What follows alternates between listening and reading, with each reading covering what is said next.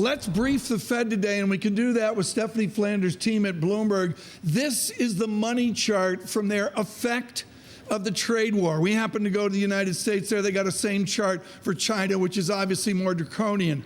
All you need to know is the white is now, the orange is if we escalate, etc., and with it, if we get a stock market down, that would be a correction, not a bear market. And you center tendency out right near the election to a 10, 11, 15% decline in America's GDP. Stephanie Flanders, this chart is extraordinary. How confident are you and your researchers on the x-axis, the timeline of that greatest drop given these three scenarios? You know, that's probably the piece of this that is most reliable. Of course, the question is, you know, whether the assumptions you're putting into it are the right assumptions. But we do know broadly how long it would take for this trade shock in itself to feed its way through the economy, feed its way through supply chain.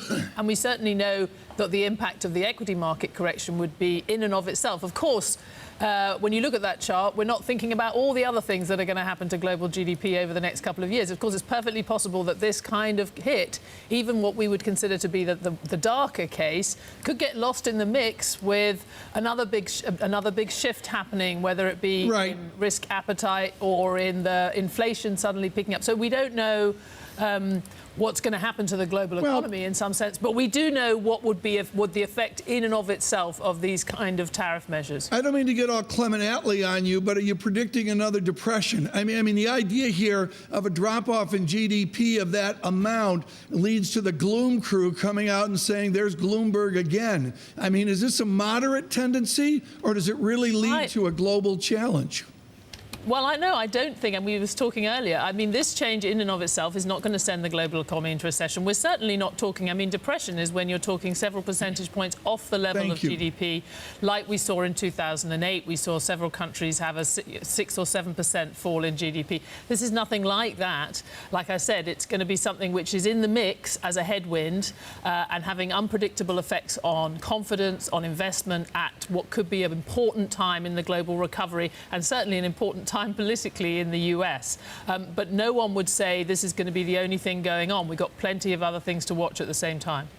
What does this all mean for how you invest in Europe? Well, I think it comes down to that sort of, I guess, the wider outturn of how could things develop. And I think it's confidence and investment are the two things which I would really focus in on, because I think corporate confidence, and when we're out there talking to management teams and boards of European corporates, it's not particularly high right now. There's a degree of hope that we're going to see an economic recovery led by China in the second half of this year.